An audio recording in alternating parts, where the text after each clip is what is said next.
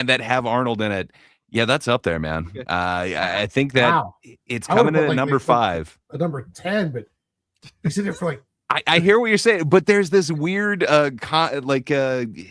connection that Schwarzenegger has towards the Big Lebowski that just you can make these weird lines to it. But yeah, again, the director of Conan the Barbarian, the fact that this is the first neo-noir, The Long Goodbye, and it paves the way for all of these other ones. Just man, what can I say? It affects me in such a way. I absolutely love it, and it is so weird to see that Elliot Gould is like 3 inches taller than Arnold, and he just looks so small in this one, yet still ripped. Just you can see that they very much take advantage of apple crates and angles in future Arnold movies. They definitely do. That's true. So I mean, that's fair enough because we got the genesis of the mustard. So I mean, I'm okay with that. Hey, I had fallen in love with mustard long before that, man. It's the only thing that adorns a hot dog, and you better believe that I had enjoyed a hot dog before watching The Long Goodbye. I believe you have enjoyed a hot dog before you. Indeed. Well, technically, the underwear long goodbyes. Apparently, the mustard was also over a hot dog in The Long Goodbye too, in a way. That's true. That's true. Might have been a short dog because of the steroids, but you never know. Warren, you're number 5. My number 5 is Conan the Barbarian. The same as yours. It was I love this movie. You can't tell at all, by the way. Yeah. Me and you have had conversations about this movie. A couple. Not in depth, but yeah. Go ahead. I liked it way more than Destroyer. Destroyer almost made my list. Destroyer went a little bit more over the top than this one did. And I love how Barbarian went, even though Arnold barely has any lines in it. It's just he fits the role so perfectly, and it's just great. Yeah, I mean, you have it was directed by John Milius or Milius. How do you say his name? Milius. Okay. And I believe it was from a screenplay that he like it spawned from a screenplay he wrote with Oliver Stone. So how weird is that? That's weird, right? Again, think of it as Walter Sobchak. It is the dude from the Big Lebowski. Who's you're right. You're right. Guy directing this. Just love it. You're right. And we get James Earl Jones, like with how do you not like long-haired James Earl Jones? You mean Snake Earl Jones in this one? Oh, sorry. The snake charmer, James Earl Jones. Yeah, he turns into a snake. It's pretty cool. He was trying out for Moses, the blaxploitation film, and he decided, no, I'll go with Conan the Barbarian. Better lighting. So, but yeah, I love that movie. It's great, man. But Charles, thanks for joining us. We see your list got turned in. Jingle all the way, all 10. I mean, I did not think you were a jingle man. I just assumed. Yeah, it's just every time I watch it, that's what I ranked. Jingle all the way 10 times. If you have a list, whenever we do Bob's here, we could get your 5 or 10 through 5. Yeah, we'll get your 10 through 5. Okay. Bob, what's your number 5, sir? My number 5 is The Long Goodbye. No, I'm just teasing. Oh. I will. I got to give you. No, I'm just teasing on that one. Gray, I got to give you credit on that one though. Finding that obscure movie with Arnold in it, because so good though. I'm always enamored with you, man. The way you can come up with that, I'm impressed. For me, my number 5 though is going to be Twins.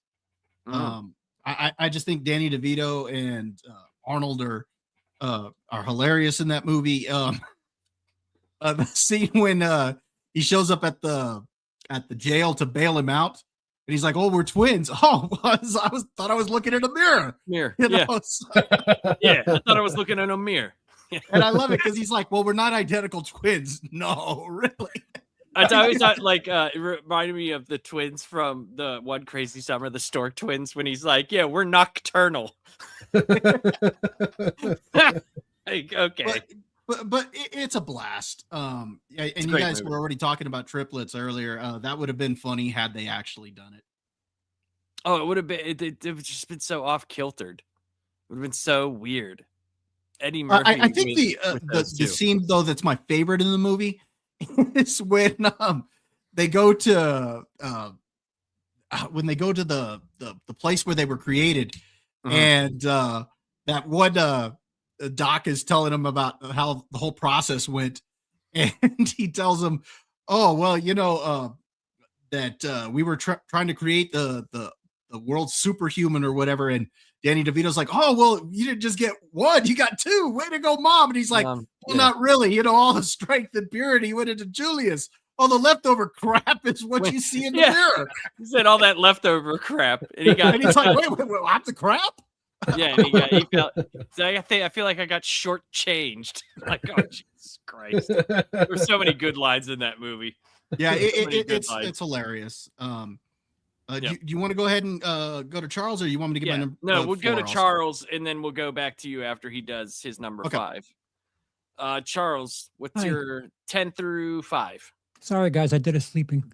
No, it's completely How understandable. dare you? 5 hour. It's 2:30 out there. 226, Okay, but close enough. 2:26. Yeah, number 10. Let me preface this because you're probably going to gasp at some of these. Throughout my childhood, I lived with a single mom, so I didn't have that father figure. So a lot of action movies just weren't playing in my house. So most of the stuff from the 80s and 90s, just I had to sneak out and watch. So my experience with Schwarzenegger as a kid is probably way different than yours. Like the stuff that I ended up seeing is stuff like Twins, Kindergarten Cop, because that's the stuff my mom would watch. And They're awesome. unironically, she enjoys Jack and Jill. I don't know how the hell we're related, but that just lets you know where we're coming from there. Well, a little bit of the same. I was allowed to watch these movies until we moved to West Virginia, and then all of a sudden I was not allowed to. Like, no, you can't watch when they went all crazy Christian. I couldn't watch certain things. You did watch, but then you couldn't watch? Oh yeah. Because we didn't move to like the crazy Christian world till I was like 12. And so like whenever I was younger, like we had it was a black and white small TV. Me and my brother shared a room. We had a VCR in there. We were allowed to rent movies and stuff. There was a Blockbuster that was in the shopping mall area, and we would rent movies all the time, and they didn't care. And then all of a sudden, we weren't allowed to watch certain things unless it was like we watched it as a family, and my dad had to watch it first. And there was if something came up, turn your head, like thing. Yeah, and I'm just like, all right, whatever. But yeah, it was very weird. But go ahead, you're 10 through 5. Sorry. Yeah, my experience is a little different. I look for different things with Schwarzenegger, especially growing up with his popularity. Number 10 for me is a change of pace. I kind of enjoyed him in this role. It's Maggie, zombie daughter film. Do you even have that on your list, Gray? I do. Ooh, you got to use it. So it's I don't know. I think I enjoyed the fact that it's Schwarzenegger in this dramatic kind of role, this like miserable experience where his daughter's a zombie. Spoiler. Number 9 for me is Twins. It's something I did watch as a kid and has a place with me. Number 8 is Terminator Dark Fate. Because, well, another change of pace for Arnold Schwarzenegger.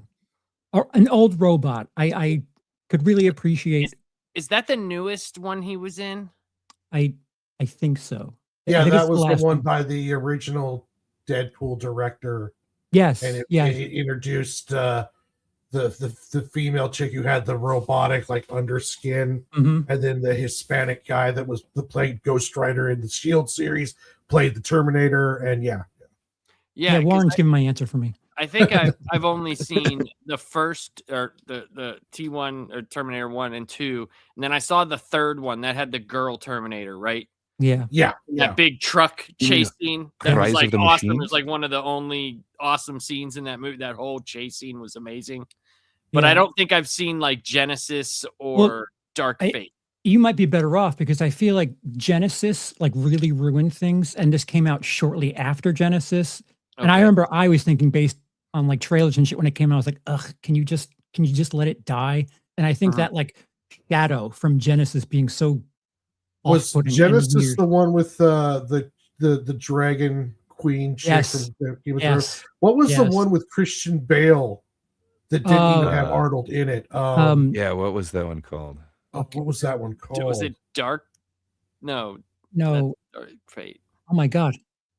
Yeah, What I'm is it? blanking on it, but I Yeah, it had the guy remember from the Avatar in Salvation. it. It's Terminator Salvation. Salvation. Right, you're right. Yes, You're yes. right. You're right. And Arnold kind of appears, but it's like deep fake or whatnot. Right. They used his body. They used the actor, I believe, that played him in a movie, and his bio movie, and then they CG'd his face over top of it.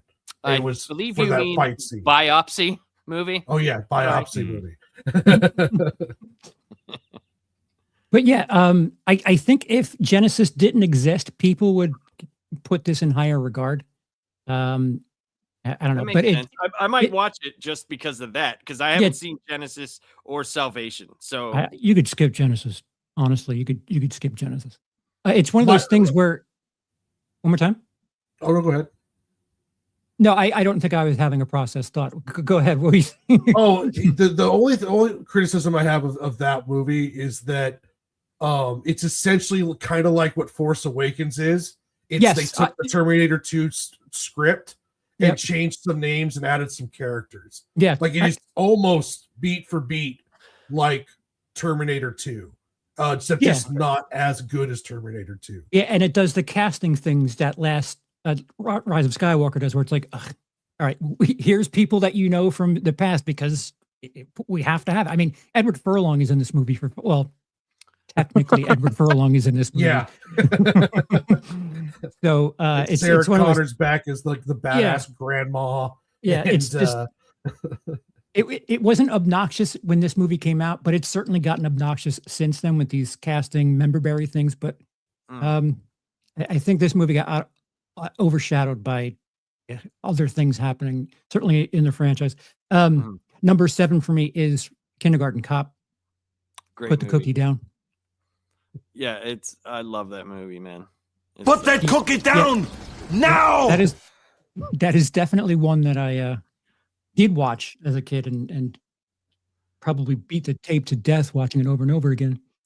Yeah, it was very diverse for him in that role. Like, Yep. like as Bob said, like when it first starts, it's a completely different movie than what it actually becomes. And when you watch it, it's like, and Gray made a very great point. The fact that they were able to get that amount of kids to actually do what they were supposed to do in the movie. That's a fantastic point. I never even thought of that. Yeah, isn't Gage from Pet Sematary in that too? Girls have a penis, yeah. boys have a vagina, Yes. or the other way around. indeed. Yes. Yeah. So they cast the children that were working at that point. So no qualms with the ferret in the 2 shopping baskets? No, Okay, so Needs a better home than that, Charles. you have to know, Charles, that was basically a craw that has been sticking in Gray's side for many, many years. oh, okay. It's the one 15 thing seconds preventing it of- from of being film time. in my top 10.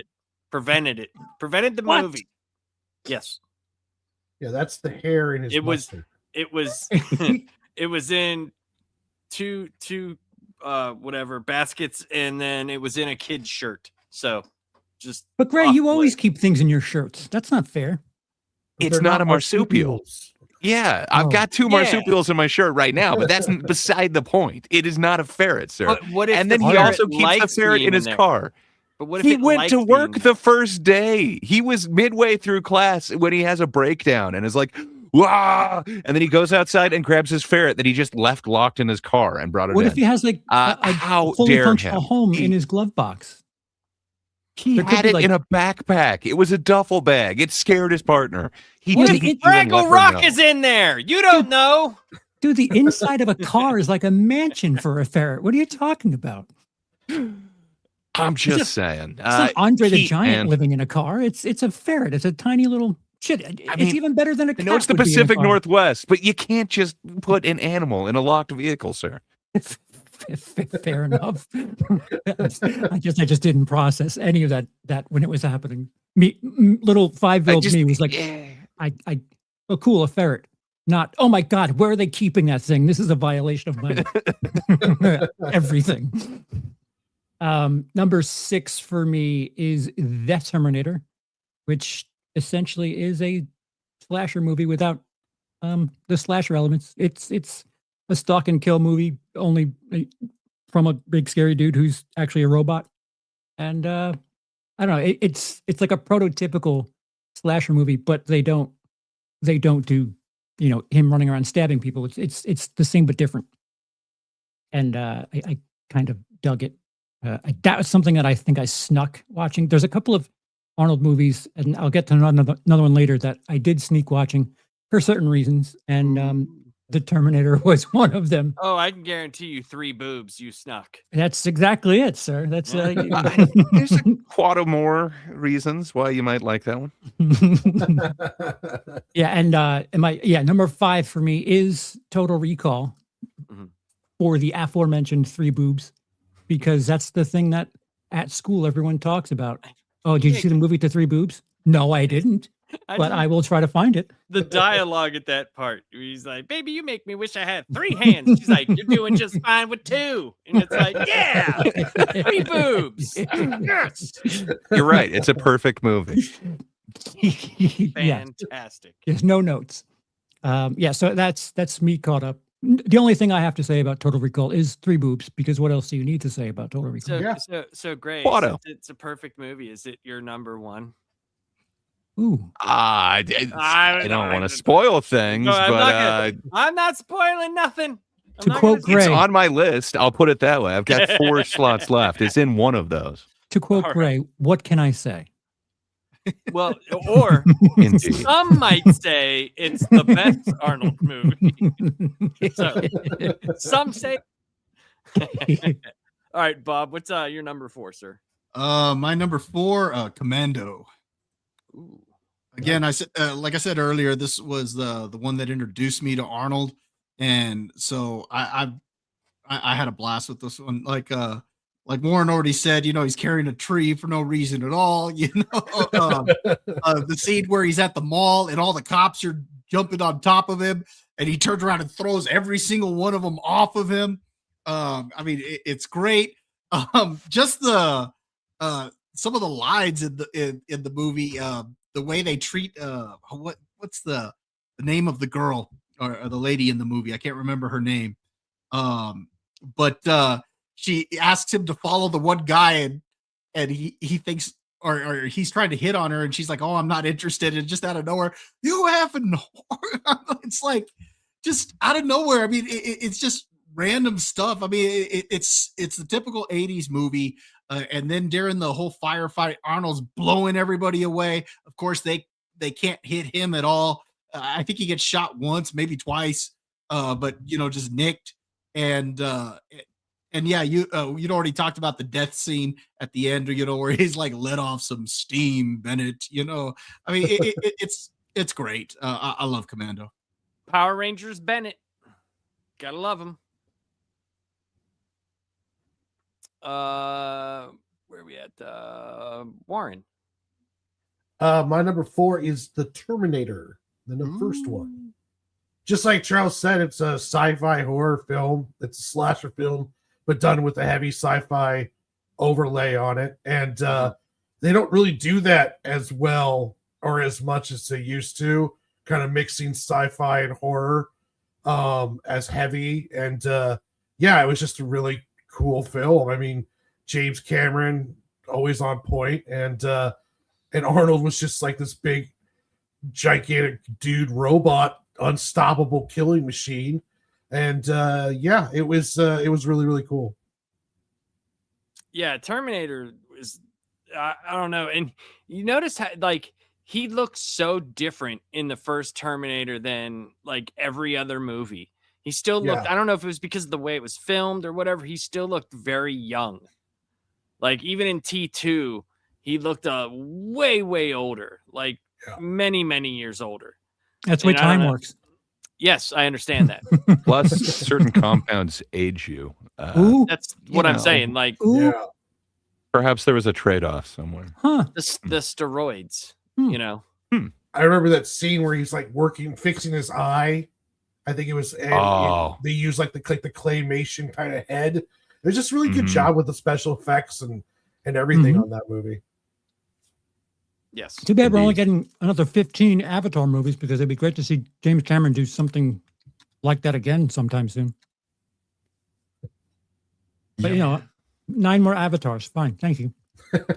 Yeah, He's got to finish the story.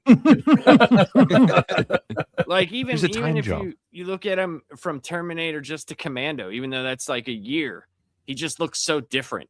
It's I don't know. It's just, to me, he does. So, all right, Gray, you're number 4. So my number 4 through 1 are also perfect films. I have no notes on them. They are just amazing. So it's hard to say which one goes exactly where. As of today, this is the order that I put the 4 in. But yeah, True Lies, man. It is an amazing film. Every actor in it. Bill Paxton being like the slimiest used car salesman, just absolutely Dude, nails so it good. in his role. Every part about it. Just, man, I absolutely love this, including the bathroom fight, the horse on a roof. Like, of course we need a horse on a roof jumping into a pool. Who doesn't want to see Arnold do that? Yeah, I absolutely love me some True Lies. And yeah, Dude, I can't remember. Plus his name, dude. My name is Harry Tasker. Like, sure it is, dude. Sure it is. True. I forgot about his name, but yeah, man. Tom Arnold is like the least annoying that he's ever been in his Albert Gibson That's true, too. portrayal. Yeah. And then, man, Tia Carrera, isn't it? I love me some Tia Carrera. Charlton Heston. Yes, Charlton Heston plays Spencer Trilby, and we've got a young Eliza Dushku as the daughter. Yeah, man, I really dig that movie. I think James Cameron should have branched out a little more like he did with this one. I'm glad that they haven't turned this one into a franchise, but man, it is a damn near perfect, if not perfect film. For me, I absolutely love this one. Art Malik, too. He's there. He's in the movie. I'll believe you. He is. My number 4 is Terminator 2. I love this movie, and Judgment Day. Judgment Day. The nuclear Holocaust scene was just every time I'm at a chain link fence, that's all I can you think do it. about. I do it too. I do it too. Every time. I'm like, no. People are looking at me like, what the fuck is wrong with that guy? Oh, they know what you're doing. They probably do. And the Guns N' Roses video, you know, with your bitch slapper rapping in your cocaine tongue. Oh, right. You could be mine. Yeah. You could be mine. Mine. Yeah. When they were still very relevant, you know. And they were relevant for like a minute. Oh, it dude. It felt like they were a big deal, but they were only really a big deal for 2 albums? You know what's crazy though? Like, they still do stadium shows. Sure. There's still a band that does stadium shows off of like really like 2 albums. There's a guy who remixed the Chinese Democracy album and did it in the same style. Like, he redid all the instruments. He did it in the same like progression as Appetite for Destruction. And dude, it's so much better. It is look it up on YouTube. It's really fun to listen to. It's actually really good. It is the craziest story behind that album. Just there's so many amazing musicians who were on it and then just taken off of it. It's crazy. Just the fact you had Buckethead playing guitar on there. Like, what? Like, just Brian Mantilla on drums, and then you're like, no, we're kicking you off. You're like, wait, what? Axl Rose looks kind of like Sam Kinison now. Dude, that picture of Axl Rose and fucking why can't I think of his name? Why can't I think? Oh, god damn it! Ellen DeGeneres, the wrestler, Mickey Rourke. Mickey Rourke. Those Oh, two yeah. together, where their faces together, and the freaking thing is like my lesbian aunts are antiquing. Dude, it's one of the funniest pictures. It's one of the funniest pictures, man. Like, it's just great. But yeah, everything around Terminator 2, like, it was one of the first movies that my dad, he had a friend who worked at this place. It was called Sun Television, like Sun TV and Electronics, and he brought over a Laserdisc player. Ooh. And we watched it on Laserdisc. Ooh. Yeah. Like, it was cool. Like, you had to flip it over and stuff. It was huge. The Laserdisc was huge. It was Yeah, like the silver size of a record. record. Yeah, Mhm. right. Like a record. Like a record. But it's it was shiny. cool, like, because the quality was a lot better compared to like a VHS and stuff like that. It was really neat to see. And there were little but there's special the warmth of features a on it. VHS, man. There is, but it was just something new that I had never seen before, you know, so it was kind of cool.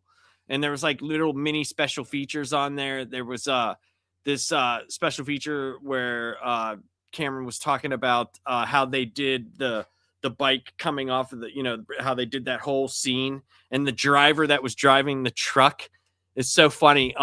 He had on in the truck when he was driving, he had on some like hilarious like old ragtime music playing, and he was like, gets me pumped up, and it was the music was so fun. It's nothing you would ever expect to hear, but it was cool, man. Like, it was really neat to see that. I'd never seen anything like that, like precursor to DVDs. It was really neat. But yeah, The only laser disc I got to see was Phenomenon. The what's his name? John Travolta movie? Annie. John Travolta. Travolta, yeah. Yeah. And man, it was like, oh wow, I could watch behind the scenes. I'm not going to. No, but it was still cool, right? Terminator 2 would have been awesome. Yeah, Mhm. it was cool. It was like a movie theater in the house. But yeah, Terminator 2, that would have been much better. And we Wait, I'm did- sorry. Gray, What? what's at number 5 for you? It's The Long Goodbye. You're not familiar with Robert Altman's The Long Goodbye? Oh, wait, it's Charles, amazing. Charles. It spawned neo-noirs. I did say this is going to be my most controversial take. Perhaps you missed the warning, but it's great, man. There's an uncredited scene with Arnold who's very pivotal, and it's very intimidating, the fact that he gets naked down to mustard-colored trunks. It's weird. Mustard colored underwear, Charles. Yeah. Oh, okay. So It's very so it's very pivotal. special to you. I see. He's in it less than like he's in the rundown. I almost put the rundown in my top 10. I was like, I can't count that because Arnold just kind of shakes the Rock's hand. You can. It's like a 10-minute scene that he's in, and he doesn't say a line. He's essentially a featured extra, but man, so it's not even that, but like the bad guy in it is so creepy. Like, he was willing to like slice up the face of like his girlfriend.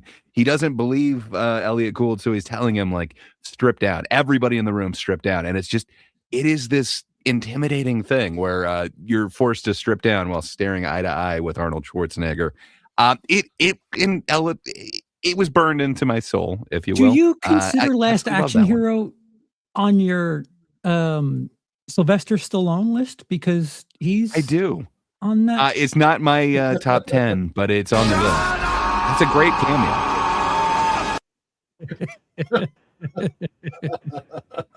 When I'm thinking of my favorite Arnold,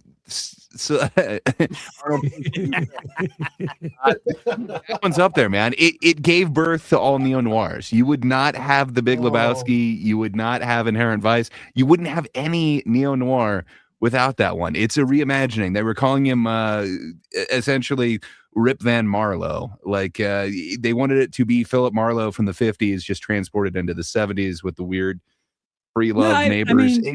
We also I love the wouldn't have movie. Gray is a jar of mustard. Maybe. I loved mustard long before that, but it definitely cemented it in. It was like, ooh. Huh.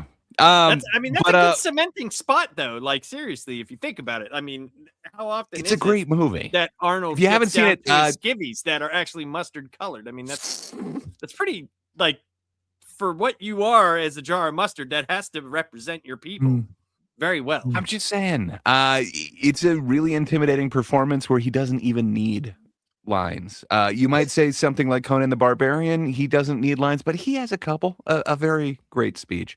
Oh, dude, they were I definitely don't know, man. doing lines during both those movies. Oh yeah, I was But, just they're practicing their every script? day. Reading lines together? Is that what you're talking about? Charles, day and night. you were mocking my number 5. What's your number 4, sir? Number 4 is True Lies. I forgot who it had to be. You, Greg, because you were talking about Bill Paxton. I Mhm. enjoy that movie quite a bit, and I can't tell you how many times I laughed through Bill Paxton in the car scene before I realized that in that segment there he says "ass like a 10-year-old boy," and Uh-huh. just could not catch my breath. I was laughing at like titties that make you beg for buttermilk, and I was laughing and wheezing over that I never heard "ass like a 10-year-old boy." That when I finally heard that line, it was another. I needed to pause the movie because of Bill Paxton, just a gem in that movie. Like everything you mentioned, it's a great time. I kind of wish we had at least one more movie like this from James Cameron, but you know, since we need to make the entire franchise of Avatar for the 2000s, I guess we'll have that instead. But it's such a great note. Something else that came out around this time is still on this list for me. I feel like Schwarzenegger was evolving. I guess this is what, 93, 94, 95, around then. 94, I think. 94. Yeah. He 94. was starting to like be able to not like make fun of himself, but realize that this shit isn't so serious, and was able to kind of capitalize that, and was able to laugh at himself or laugh at the situations that he's in movies. And yeah, because he did that appearance in Dave in 93, then Last Action Hero, Beretta's Island, True Lies, Junior, Eraser, then Jingle All the Way, and then probably his best role ever as Dr. Victor Freeze in Batman and Robin. Oh, Jesus. Then he stopped taking himself too seriously. And, but I agree with what you're saying though, because he was doing a lot of different, like, this movie felt like it had great Arnold stuff in it, but it was so different because you could kind of like, he was playing off of other good actors. It wasn't just other good action stars, you know, like I bought into the relationship with him and Jamie Lee Curtis. I bought into, you know, his willingness to actually be an actor instead of just, I'm going to smash your face in or shoot you. And as a kid, I have to say, we've seen Jamie Lee nude in film before, but she is not sexier than she is in that True Lies dance sequence. Oh, yeah. And isn't naked. Isn't naked, but super sexy. It's so hot. Thanks. My 10-year-old self thanks you very much for that. Whoever crafted I see you that brought scene. up 10-year-old again for the second time in the review of this. What? 10-year-old boy? Ask like a 10-year-old boy? No, I'm just waiting for YouTube to catch it.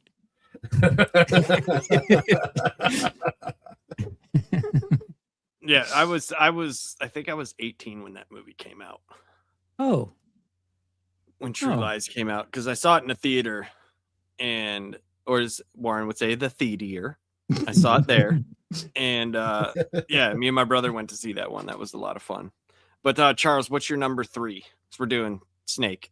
Okay. So the other end of that is Last Action Hero.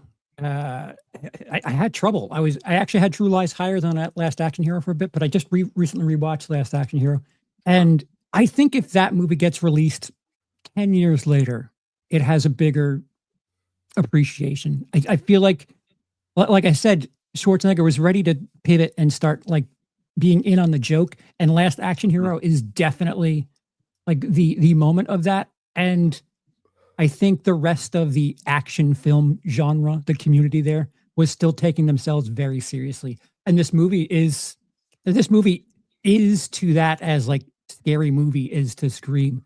I think the meta nature in it really, really works well. We recently just lost Tom Noonan, rest in peace. He's the dude with the guy kidnaps his son in that movie. Just a really razor sharp portrayal of action movies, while also being a bit in on the joke, being a bit meta, being a bit humorous. And again, it's one of my favorite Sylvester Stallone movies. Is Last Action Hero one of my favorite Sylvester Stallone movies? One of my favorite Jean-Claude Van Damme movies. Last Action Hero. Yeah, I mean, they're in those movies. It's also got like this reverence for movies. Man, everything about Last Action Hero is just amazing. You compared it to Scary Movie. It's nowhere on par with that because like Scary Movie wasn't actually making it scary. They were actually doing the action things in it and pulling it off. Just man, there's never going to be anything like Last Action Hero. I wish it got more acclaim than it did. Awesome. They had some sort of reverence for film because the opening was like this is a kid that would like sneak out of school to go to the theater and shit. Like I have a soft spot in my heart for that for obvious reasons. But it's not like they were trying to make fun. It felt like they were trying to I don't know, pay tribute while roasting. Roasting is rhymes with toast. It's meant to be a bit of a tribute. I really appreciate this movie. It's a shame that it just didn't get the proper shake back then. And that's my number 3. Agreed. All right. My number 3 is, I believe, it is Predator. Predator is my number 3. Ask like a 10-year-old boy? Yes. yes. All of that. Predator, sorry. All of that is but yeah, this is, I think, one of the, out of like the Predator, Commando, that era of movie, even Terminator, I think this is one of the most rewatchable ones because the cast that's in it, you know, and you got every single person. It's like here's how this guy goes out, here's how, you know, it's like it's almost like a Friday the 13th where here's everybody and then individually just getting picked off until, you know, the last man standing. And just there's so many good scenes in that movie, man. There's so many good scenes, and the Predator was something that I had never seen before. Like the special effects were amazing. I thought, you know, like, wow, like when you finally saw the Predator and its mouth open and it was screaming, like to me, that was just like, I was like, holy shit. Like I had never seen anything like that. So I was blown away by it. I think it was James Cameron who told him that it needs mandibles when they kind of redesigned the thing. But oh, that's cool. Yeah. That movie either was way, almost a disaster. Yes. Like what they originally planned to do when Jean-Claude Van Damme was involved, what the creature looked like. That movie would have been probably one of the Arnold's probably biggest flops, you know, but it just turned into one of, you know, the best sci-fi horror action films probably ever made. But yeah, that's one of my favorite ones. And when you guys were doing your Predator, Charles, when you did your live stream, I went and watched Predator 1 and 2 while I was watching you guys talk about the Predator movies. Nice. So that was a lot of fun for me. I just did that recently. So it's one of my most rewatchable Arnold movies. And I like it a lot. But Warren, what is your number 3, sir? My number 3 is True Lies. I absolutely love this film. I agree with you guys. It's James Cameron at his best in a lot of ways. I mean, he's like a Shakespeare with action movies. You know, Predator or Terminator 2, Aliens, you know, True Lies, his pacing, the way he shoots his action, the characters in the movie. Tom Arnold, like you said, was at his, you know, is most held back. Jamie Lee Curtis somehow became more sexier than Tia Carrera. You know, in a film with Tia Carrera in it, Jamie Lee Curtis is just knocked the doors down. Gorgeous in that film. The action's just great.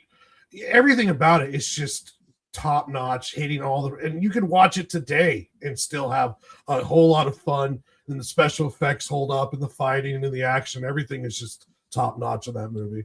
Yeah, it gets like dangerously close to being satire, but knows exactly where to stop. Like literally, the scene with the horse on the rooftop. Like, yes, You're like, surely Yeah. this horse isn't going to fucking jump over the. But No, they yeah. stop. Tom And Arnold it's with like the light pole that like just yes, somehow yes. Yeah. it works. Just like getting just to the bar where it's like, all right, this is as close to acceptable as it gets, and not crossing it is rather impressive. Yep. Gray, you're number 3, sir. Yeah, so another perfect film. It's not quite my favorite from this director, but I think it's got to be like my second favorite. Gray, Arnold Schwarzenegger is the not in The Godfather. Stop. He is Before you part go on. 3. You just haven't seen it enough. He's a background extra in one of them. No, so Terminator 2, man. T2, Judgment Day. What can I say? I absolutely love this Terminator film. I think it is a perfect movie. I think it's my second favorite James Cameron film. The effects that he's able to do in that, like as he's walking through the bars.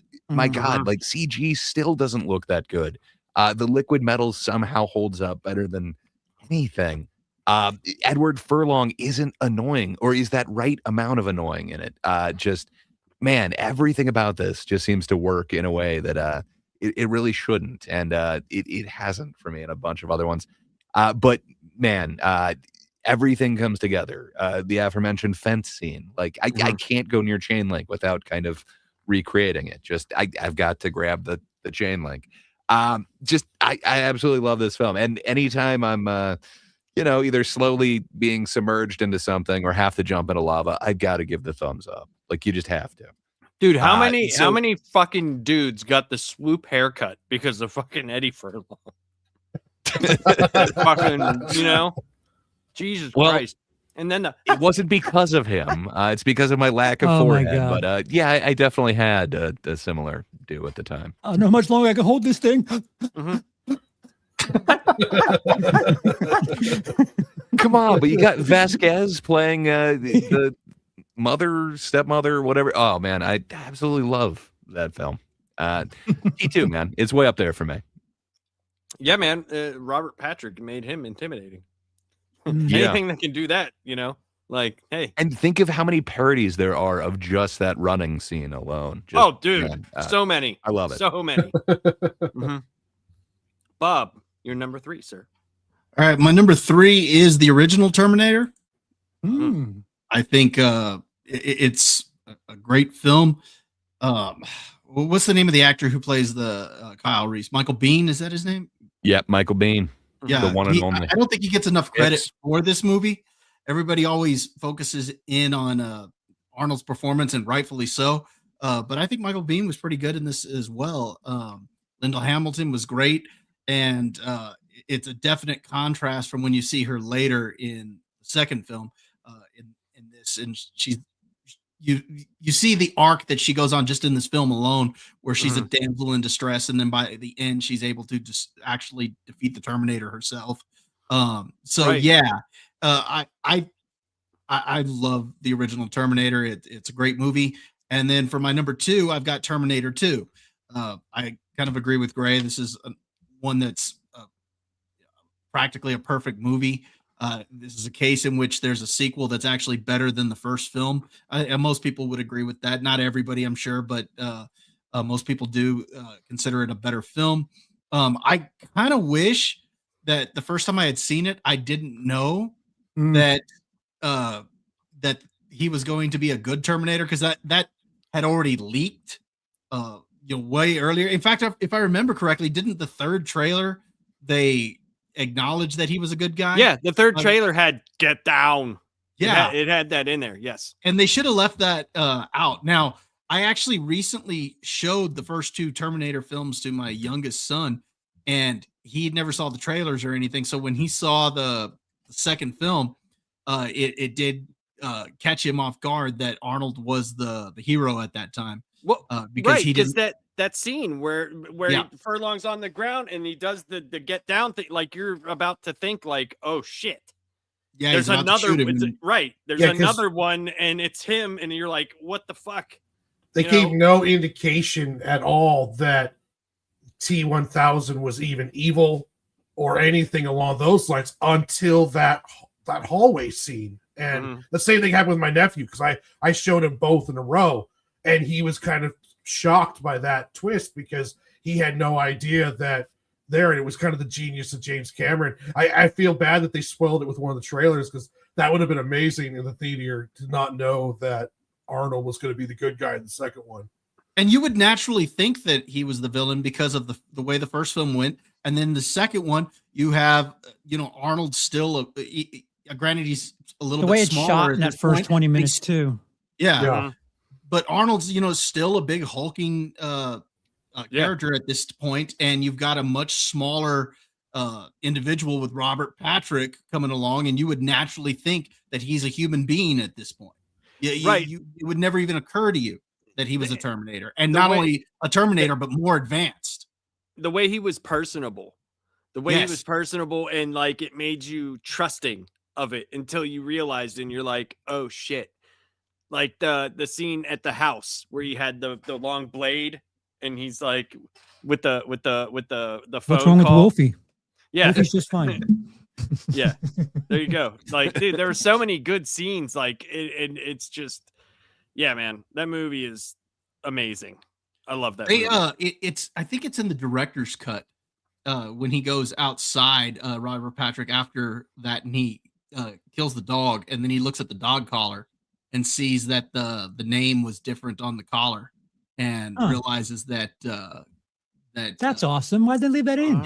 Yeah, it's in the director's cut. They actually also have a scene where the sequence where she's patching Arnold up in that garage that they're in, and she's saying, "Oh, well, all these detailed files make you an efficient killer and all this stuff." Well, anyway, there's a sequence where when she asks him, or not when she asked him, but when John asks him about learning to be more human. And in the theatrical cut, he just says, "Oh, well, the more I'm around humans, the more I learn." But in the director's cut, he actually talks about needing to reset the CPU, and that'll allow him to learn more. And so you actually have a sequence where they take the CPU out, and he freezes after they take the CPU out, and you see Sarah Connor about to smash the chip, and John is like, no, don't do it. We need him. And she's like, no, it's it, John. It's an it. And it's a great sequence because he convinces her to put the chip back in. And when he finally comes back to, he's like, oh, was there a problem? And whatnot. So yeah, it's a cool sequence. If you get a chance, check out the director's cut. They even have a Michael Biehn cameo in it. Huh. That's Oh, awesome. hell yeah. It's funny because I've never seen it. Terminator 2 Yeah, released. it's got like an extra 16 minutes back in the film or something like that. That's awesome. Terminator Oh, 2 yeah. on DVD and Blu-ray have been re-released and re-released and re-released like once every 4 months. There's like 50 versions of it since it came out on DVD that I kept rebuying it, and there's probably some that I never watched, and now I'm realizing I definitely didn't watch that version. That's kind of frustrating. Oh, and somebody put it in the chat right there that there's more scenes with Miles Dyson, and yeah, those are in there as well. Yeah, that's amazing, man. Because the whole like Sarah Connor, like just having to face him, after the first movie, you're just like she does it so well because it's like she doesn't want that fucking thing around. She doesn't care what it's doing. And that's why that scene is so cool, because you see her about ready to smash it, and she's like, we don't need it. We can do that better on our own. So yeah, it's definitely worth seeing if you guys get a chance. Yeah, I'm definitely gonna have to take a look at that. Yeah, I need to do that now. Warren, you're number 2. It's Terminator 2. Aside from maybe, like, I agree with Gray. Like, it's a perfect movie. I would probably put Aliens above it if I was doing like a James Cameron list, but it's very close.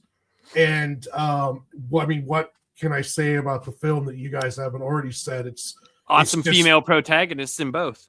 Well, and it's James Cameron. There you go. He's a master at doing these sequels. Like, he did the same thing with Sarah Connor as he did with Ripley. He takes them and they grow, and the experiences of the first film where she's just a scared waitress to being this badass warrior in the second one. And he does a really good job with creating this growth in his characters, especially with his female characters. I always laugh when people say we don't have any strong female leads. It's like, I grew up with two of the strongest female leads that I could think of, with Ripley and with Sarah Connor, and it was it's just a great movie all the way around. The action, the practical effects, the helicopter chase scene on the freeway, just, you could just name a scene and it's just an amazing deal. I think the only I thing grew up with Cynthia Rothrock, though. Come on. I know, like, the original ending was supposed to be Sarah Connor in the park without the explosion, but then they did that with test audiences and they didn't like the happy ending, so they went to the whole driving down, like, the shot of the dark freeway road and her talking about who knows what's going to happen in the future. I mean, but yeah, it's just, what else can you say about it? It's a damn near perfect movie. Gray, you're number 2, sir. Well, it is also a damn near perfect movie. I would, in fact, say a perfect movie, because I've already said that. I've said that these last 4 are perfect movies. So I will stand by what I said, damn it. But yeah, for me, there's not many films that kind of live up to this. Like, there's a score that tells a story, and it tells an amazing, triumphant story, but it starts so small, and just this theme keeps repeating. And then slowly you get more instrumentation as more things are going on, until, man, it just becomes this amazing thing. And yeah, what can I say? It's Predator. It is not only this amazing story that's happening kind of on the surface level, but man, the entire score is giving you a different level. That's a different story. Kind of the same story, but man, it just happens to be working on so many levels. And then it's also this journey into masculinity. And man, there's so many extra things that are just kind of put into suggestion in this, or a way that it's kind of talking about certain issues. But man, does it happen to just knock it out of the park. And it shouldn't. None of this should work. It originally was, as Warren was saying, it had Jean-Claude Van Damme in this weird orange kind of praying mantis costume that totally wouldn't work. That for some reason made him look even tinier and ridiculous. But somehow this lightning in a bottle thing just worked, where they got Shane Black on set and he becomes one of the members of the crew. But the rumors are that was so that he'd be on set to do rewrites. And man, it kind of works. It's this send up on masculinity. It's this send up on action movie tropes. Man, it's just amazing. And then, as Labs kind of pointed out, it's also kind of grown up Home Alone. It's great. I just love everything about this movie. It's one of the most iconic villains, and then it has a moral code, though. To me, that's just amazing. You generally don't get this many layers in an action film. I could watch this anytime, and as I've said, it's got cinema's greatest handshake ever. Just, man, I miss me some Carl Weathers, but I was always hoping for another team up. But yeah, I absolutely love Predator. Yep, it's such a good movie, man. My number 2 is True Lies. Ooh. And we've all talked about all the stuff, but this was another one that I saw in the theater, and I had a really fun time seeing it. And it was, I think I saw this with my brother, and it might have been one of the first movies that I saw with my wife before we were married. Might have been one of the first. I think it was. I can't remember, but I know she was there. And it was cool because my brother came to visit, and we went with his wife, and it was like my first time that I do know this was the first time my brother and his wife met my soon-to-be wife. So it was a lot of fun, and we just had a really good time seeing the movie, and just everything about it. Like we've talked about, Jamie Lee Curtis was fucking hot as fuck in this movie, and just the playing. Someone had mentioned it earlier. It might have been Nightmares and Nerdscapes. He said, "I call this movie Stop or My Wife Will Shoot." So that was pretty funny. And yeah, it's just an overall great movie, and it was really cool to see Arnold in a different light, like we were talking about. Like he did Kindergarten Cop in '90, but like seeing him do a movie with other established actors, like major actors, and actually holding his own was, a big deal. But the name though, just hearing him say the name like 10 times, I'm Harry Tasco, like he still couldn't control the accent there. It was just so, but yeah, great movie. Love it. And could watch it today. I could watch any of them today, to be honest. But my top 4, I think I could watch at any point in time. It's like one of those things. If you see it on cable, or if you see, I'd just turn it on. It doesn't matter where it is in the movie, and I could just watch it. Yeah. But Charles, you're number 2, then you're number 1. My number 2 is Predator. For other reasons you guys have mentioned, I like the fact that it's essentially 2 movies. The first half is one thing. Yes. Hyper masculinity, just ridiculously, like the scene where they're shooting into the trees, not hitting anything. No. Like, they just unload like thousands of rounds into the bushes. and the girl sees the blood on the leaf. The different, and she's just kind of like, "Yo, missed everything." But that's what you guys suck. And she's probably like, "Man, if you didn't have so much fucking baby oil everywhere, maybe you would have hit something." It's an important element. It is an important element. Definitively say that didn't lead to his survival. Plus, we ain't got time to bleed. I can't. If it bleeds, we can kill it. Yeah, yeah. And the second half, like maybe the third act, where it's just a chase movie. It's incredible. I fall asleep with this movie on quite a bit, and the one thing that I've noticed about the DVD menu screen is they just play the same 4-second clip over and over again, and that gets annoying if you've fallen asleep on it, because it's and then it just repeats over and over again. It'll wake you up if you fall asleep to the movie. Just I don't know why I gave you that bit of information, but it's a terrible DVD to fall asleep to. Great. Number 1 is Terminator 2.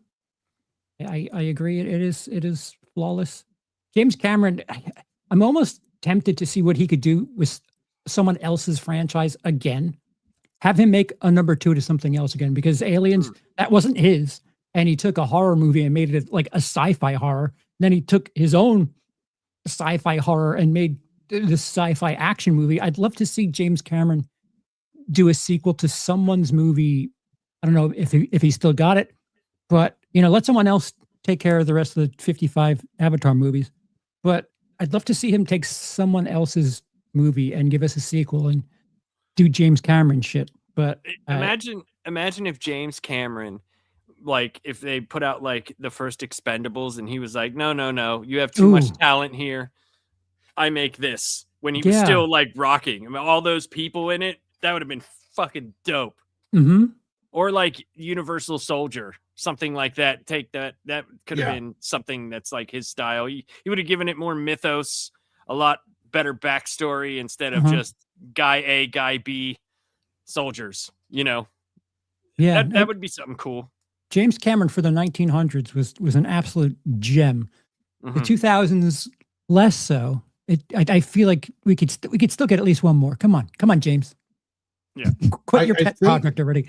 I was reading somewhere he was talking about doing a historical picture about the bombing of Hiroshima and Nagasaki, but I'm not 100% before he does the next Avatar movie. I'm not 100% on that one.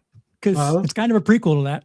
I don't know if it's going to be like the answer to Oppenheimer or what the deal is. I did hear about, I heard about that, but I don't know. He was still up in the air about the next Avatar film based upon what this one did. Was it 4? But I think 4 made like 1.5 billion dollars. So I'm pretty sure we're going to get a 5. So dude, we're gonna get James Cameron inside of a computer making Avatar movies. Okay, It's gonna be a head in a jar. yeah, dude. Directing He's like Avatar movies. Futurama, dude. He's gonna be next to Nixon. He's like, my phlebitis. Yeah. Arnold will have a robot body. My number one is Terminator, the first one. For me, it left more of an impression on me, because I was a lot younger when I obviously saw this. I was 10 years old, I think about, when did this come out? 84? Was it 84? Around I think so. Okay, so I would have been 8 years old. So I know Sorry, it's I saw it. 87. It was 87. Really? No, it was 84, the first Terminator. You're totally right. For some reason, it clicked on the wrong one. My bad. Okay. So I know I didn't see it right away. I think I was like 10 years old when I saw this, and it scared the shit out of me.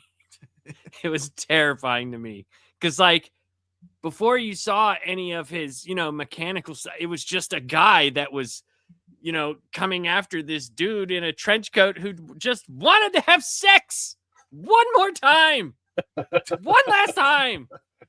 And then, also the whole invention of Skynet, and there being like this thing from the future and where it starts, the genesis of everything. I always like that type of storyline. Like, we have to go back in time to correct something. Something is messed up. Some event that's going to happen that seems so insignificant is actually going to start this whole giant, apocalyptic type war. And I always like that type of stuff. But like Terminator 1, I thought he was awesome in it. He didn't have to say anything, and it still worked. And the nothing beats the bar scene. I mean, come on, man. Yeah. Come on. It used the circle time theory, where it's essentially like Reeves goes back in time to protect John Connor's mother, but then he's his father.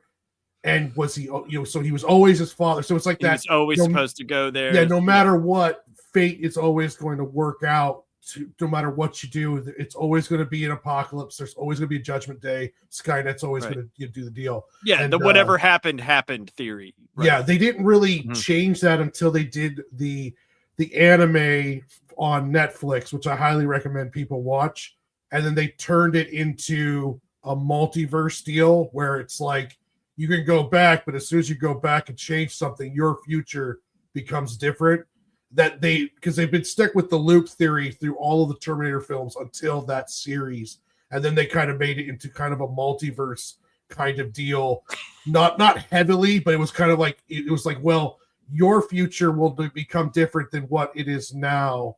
So they were incorporating the loop, but they didn't. They were saying, well, now it's going to be a different future, and what Dark Fate did was kind of say, no matter what we do, Skynet's going to do Judgment Day. If it doesn't happen with Connor, then that just means it's going to happen later with somebody else. And it's kind of interesting how they played around time theory with those movies. The one I really liked was the Sarah Connor Chronicles. Oh, that was really underrated. I really liked that. I had never seen that until I binged watched it last year, and I was so disappointed.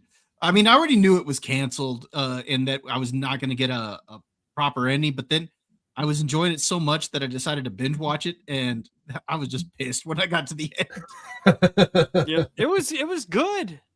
It was good. I liked it. I thought it was fun. I mean, it wasn't like the best thing ever, but it was still, it was better than what we were getting, what we were going to get, so yeah. Warren, what is your number one, sir? This might be a huge surprise to you guys. No, but my number one is Predator. I damn near think it's a damn near perfect movie. Definitely for just like the way that they filmed it, where you establish how badass your heroes are in the first half of the movie up to the point where they take out the rebel village.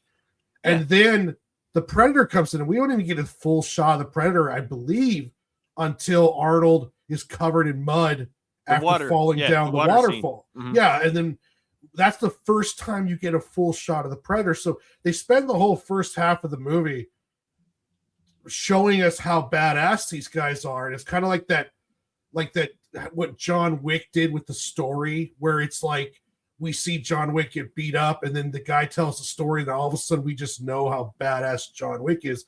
With Predator, it's kind of like, okay, these commandos they just took out a whole village of these rebel guys by themselves. These guys are badass. All of them have these special talents. And then the Predator just dog walks all of them, even Arnold, to the point where he has to do that, find out about the mud, and then he makes the bows, and he does the whole fucking stretch scene and making the bow thing, and then does the huge primal yell after. He's got to get him in between the logs and do the whole like little ravine thingamajig that he does. And it was just great. Outsmarted. I just think as a film, like the minimalistic style they used, those great tracking shots they did of them doing the combat maneuvers through the woods, where it was just essentially just one shot, and it would go like to Arnold, and he would stop, and he would go like this, and the next guy would come through, and the characters, the handshake. To me, I can watch this movie anytime. And for a film that didn't spend its time explaining what the Predator was, how it works, any of that stuff, it was very minimalistic, but it had a huge impact. And it birthed this whole entire franchise out of this film that went from what it sounds like cobbled together at the end, which could have been a complete disaster. Instead, it turned into one of like the icon sci-fi films of creating a creature that even today people are still trying to make a good film with. Another reason. Sorry, Warren. It's another reason that people shouldn't really stress out if something's getting reshoots, because sometimes it's for the better. Like for sure. It seems like on the internet, it's like, reshoots, it's doomed. Is it? Maybe it sucks and they're fixing it. And Predator is one of those cases. Yep. No, you're 100%. And again, John McTiernan, the aforementioned Last Action Hero, same director, same dude who did Die Hard with a Vengeance. He had a string of really amazing ones. Die Hard with a Vengeance. I mean, that gave us a brand new look on sandwich boards. Forgot about that. Yep. Definitely changed MSK's life. It did. Jesus it did Christ. Change MSK's life. He's too familiar with that scene. But yeah, you're right, man. Predator, dude. Like the scene right whenever they release the brake on the truck. From there, it's like controlled chaos. Yeah, almost like, and it's done so well. And the fact that like most of the stuff we see from the Predator is just the Predator's vision, and we get a couple of the cloak outlines, so we know it's something, but we don't know what it is until we see it. And the look on Arnold's face whenever he sees what it is for the first time, and he's like, "Holy shit! What in the fuck is this?" And that's I don't know, man. There's just something about that whole movie that is just amazing. But Gray, you're number one. Arnold Schwarzenegger as Jackie Brown. Also a perfect movie. Not quite as perfect as Jackie Brown, but I've got Total Recall there. So, okay, well, apparently it didn't copy it, but let's try that one more time. There we go. Yeah, man, I absolutely love Total Recall, and I don't think it gets its due. It's Paul Verhoeven, and it's from when Verhoeven was doing the best, like his peak Verhoeven-y. Just, man, it totally works on so many levels where it really shouldn't. This should be cheesy. You've seen a bunch that kind of try to play with, is this reality? Is this not? Is this part of the thing? But man, it's masterfully done. Part of that is kind of the crew that's in on it. So it is originally a Philip K. Dick story, but The writer who gets credit on it is Dan O'Bannon. He's the same dude who gets credit for writing Alien and The Return of the Living Dead.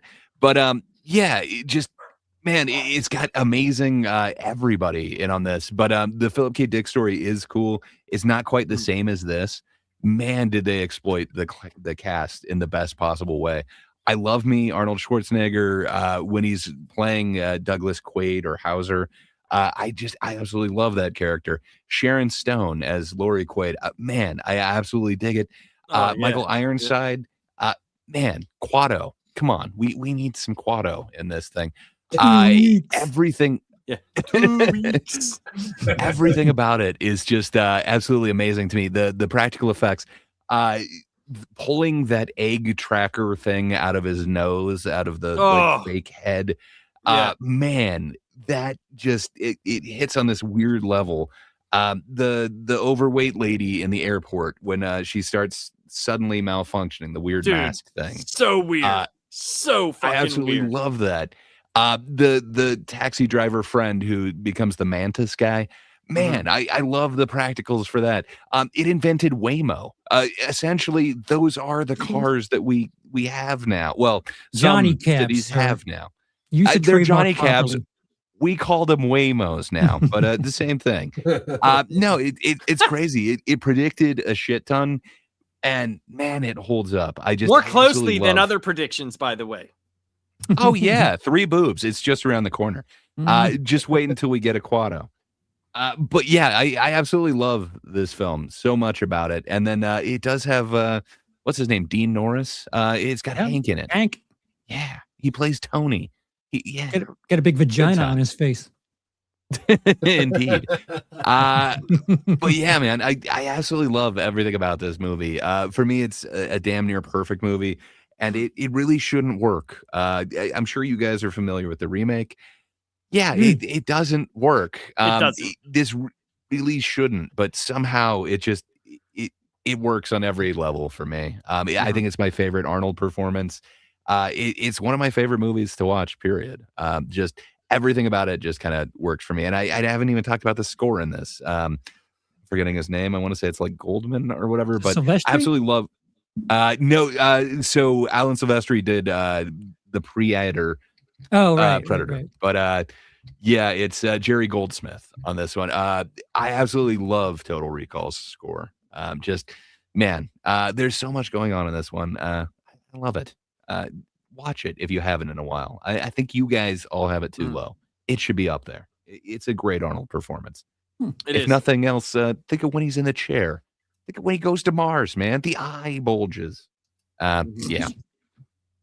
Yeah. What can I say? I love this one, and every time I have my gliders on me, my marsupials, they're sugar gliders. I kind of think, are they little Quatos? It feels like it. What can I say? I heard that you shouldn't keep them near zippers, Gray. Got to get baskets for them. I've heard bad things about zippers in their webbing. How dare they you? love pouches. I know nothing about anything, so I was just giving you shit. Say, Bob, what's your number one Arnold Schwarzenegger movie, sir? There are so many good ones I could put up at number one, like Around the World in 80 Days, Batman and Robin, Junior. Hey, these are all fantastic movies, near perfect movies. But the top spot for me is going to go to True Lies. I love this movie. I actually think Terminator 2 might be a better movie, but I just enjoy True Lies more. Yeah. I can see Maybe that. it's because of Jamie Lee Curtis. of course it is. Of course it is. But she's fantastic in this. Tom Arnold is fantastic in this. The scene, what's his name? Will Paxton, where he's playing the sleazy used car salesman trying to seduce Jamie Lee Curtis. I love what they end up doing to him and putting him through. That's absolutely hilarious. I think this film has the right blend of humor and action in it, and it's just a lot of fun. I also love the scene where they where they busted to kidnap him, and they take her as well, and she thinks they're there for her. She's like, Harry, just let me handle this. So yeah, it's great. And then of course, you know, the scene where the terrorist is filming them and the battery runs out. Battery Aziz. Yeah, there's so much good stuff in that movie, man. Yeah, I mean, it is fantastic. And of course, you get a bunch of great Arnold one-liners. You get some great lines from Tom Arnold. True Lies for me. That's my favorite Arnold movie. Well, I mean, that's, you know, these are the cool thing about Arnold Schwarzenegger is like the lists, they're going to have a lot of the same movies, obviously, but where you put them is very interesting because you see what type of Arnold you really like, you know, where mine, I kind of like the action, the big time action movies where it's over the top and everything's like that. But you also get movies like Twins, you know, like where, and Kindergarten Cop. And as Gray has there with the mustard underwear scene movie at number 5. I mean, and you know, Pumping Iron, like you still like that's still one of those things where it's like Pumping Iron was watched by. I mean, I've seen it, and I you could tell by me how much weight I lift. I believe it's exactly 189 pounds out of a chair. So. Yeah, I mean, there's just he's done so many iconic roles, and at least we could say this: they're a lot of fun. The movies are fun, and that's what movies, you know, these blockbuster movies should be. Is fun. You know, we started taking the fun out of movies. A lot of that summer feel of going to the drive-in or going to a movie with friends is really left. You know, it's like where do we have those movies anymore? And we just don't really have that anymore. And it's an era that is probably gone at this point until, you know, all things come back. It's all circular. But for right now, you know, hey, yeah, it's pretty amazing. And Nightmares and Nerdscape says it's very true. He says his theater releases are shockingly consistent for an action star. For a while there, they were, man. They were very consistent and they were fun. And that's kind of what I like about it. I think it's interesting that everyone has a different number 1. That's true. That's Crazy. fascinating. Yeah. Yeah. That's crazy. We all don't have a number 5 though, that you know, started the film noir genre. I mean, you guys should check it out. It's really I will. great. I will check it out. I will check it out. It's Rip Van Marlow, man. If you dig MASH or Nashville, just wait until you check out. I'm coming day and night. I will. I actually will check it out because I do like the MASH movie. So I will check it out. I promise you. I will. If you like Robert Altman flicks, it's definitely up there. Something about it sticks with me. I love that movie, and hey, maybe you'll appreciate the mustard-colored trunk scene. Jesus Christ. Oh, I'm always gonna appreciate that scene. Not even knowing that it existed, I still now appreciate that scene just because it exists. So, it's lore now. It's in the lore. It's in the lore book. So, guys, what all do you have coming up this week? Charles, what do you got coming up this and next week? I don't know. I've been streaming gaming a lot. I streamed a game last night. I might go back to it. What game did you stream? It's called Arc Raiders. And it's I got a good story for you when we go off the air. It's meth. It's essentially meth because I can't put the shit down. I get in there thinking, all right, let me play for half an hour. And 3 hours later, I'm like, all right, one more round. Just one more round, and then I'll be done. I need to get 2 rolls of tape. Dude, I found the apricots. I just did that. I actually I didn't even realize I had them all. Right. And then John said something, our buddy John that we play with said something about Scrappy. Like, he's like, what does this even do? I'm on like, you know, he's like, I got them maxed out and I'm still getting like 8 to 11. And I went, oh shit. And I looked, I had a whole bunch of them, so I got to level them up all the way. Do me a favor and hold that up so I can see your cock. Scrappy is lovely. There's a cock. Yeah. Rooster, cock, you know. Yeah. Never mind. Yeah. I got you. But yeah, on the dam last night, I did a stream and someone put a wire to the like that top of the tallest point on the dam. I fell and lived. I don't know what the time code is for that, but it's fucking hysterical. If there's something silly to happen in the game, I'll find it and do it. Have you found the way to break the dam? Have you gone under the map yet in the dam? The dam? No. Yeah. Yeah. Oh, it's fun. The air vent part. Yeah. Uh-huh. It's fun. Oh, man. Yeah, it's cool. I'm busy just hiding from things and looking for pillows and cat beds. I'm not, man. I'm all in right now on PvPing people. I am 100% fully all on board. But yeah. So Charles, you got nothing coming up? Nothing? Other than that, I Tuesday is TGIT. March Hackness begins. The battles Indeed. for supremacy of the hack. Not just white people either. There's other supremacy. There's female supremacy. Well, the hackness supremacy. Yes. Gray, what do you got coming up, my friend? Precisely that. We are starting March Hackness. It is the Sweet 16 this coming Tuesday. So check us out on these very channels, for TGIT every Tuesday.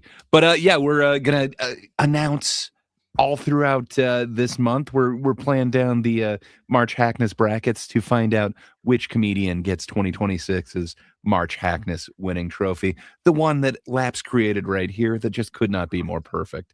So check that out every Tuesday. But that's about all I got going on. Other than that, I'm also enjoying that art game. It's very addictive. Yes, it's a lot of fun. Bob, what do you got coming up, sir? Got any reviews or anything coming up? Well, I just put out a review today of The Bride. Oh, nice. Okay. Ooh, it looks awesome. I can't wait to watch your That review. face does not say awesome. It's not awesome. I was Good night, disappointed Michael. in it. I was very disappointed. This past Tuesday on Dad's Turn to Talk, we did talk about Revenge of the Nerds. So that was a lot of fun. That's And this coming Tuesday, we're going to be talking Argo. Or go fuck yourself. Yeah, exactly. Indeed. Argo. But I don't know. It just kind of seemed relevant with all the news and everything today. I mean, we're not going to talk politics, but it just kind of fell in there, and we're like, oh, you know what? Given people's interest in current day politics and events, it might be fun to go ahead and look back at this film. So we're going to go ahead. Slept on as a director. I'm sorry. He's a really good director. Yeah, exactly. So yeah, I'm looking forward to go back and rewatching it because I have not seen this probably in about 10 years. So I'm looking forward to doing a rewatch of it. Nice. Awesome, man. Warren, what do you got coming up? Tomorrow, 8 p.m., I'm going to be doing some more character designs for my next book. I'll be live streaming that. Same on Sunday and also on Monday. Tuesday, I'll be streaming, doing some fan art and preparing for the show I have in April. And then Wednesday, I'll be on with ULAPS on our Off the Shelf channel doing Spider-Man and Wolverine issue 2. And when I'm not doing that, like Thursday night, and then I'll be back to drawing more character designs as I get prepared to start full production of the first issue of my next graphic novel, How the Squirrels Saved Longview. So I'm going to be doing a lot of live streaming of that. And, as if I don't get caught up playing Ark, because just like Charles says, it's like meth, even though there's sometimes I hate that game. I still want to play it every day. So Yeah, I hear that. So I got the same stuff. I got TGIT on Tuesday, Sweet 16 March Hackness. And then me, Warren, and Gray are going to take a look at Spider-Man and Wolverine #2, which should be a lot of fun on Wednesday. And then next week we're gonna do our favorite Jackie Chan movies. And then after that, a week from that, we are going to be taking a look at what I thought was a great topic. We are going to be doing our top 10 Eddie Murphy movies and kind of like a little bit of a retrospective on Eddie Murphy. And I think Charles is going to lead that one. So that should be fun. Hey, that was your idea, bud. You got that. That's all you, man. Eddie Murphy. Fuck you. So other than that, man, this was a lot of fun. I think this just doing these shows together is a nice, like, easy thing to do, and it's a lot of fun seeing what everybody likes, and doing top tens. You know, when it comes to movies, is always just a fun thing to do. And yeah, man. I hope everybody has a great weekend. I'm going to go play video games for the next 4 days straight. So there's that. And yeah, I hope everybody has a great night. Goodbye.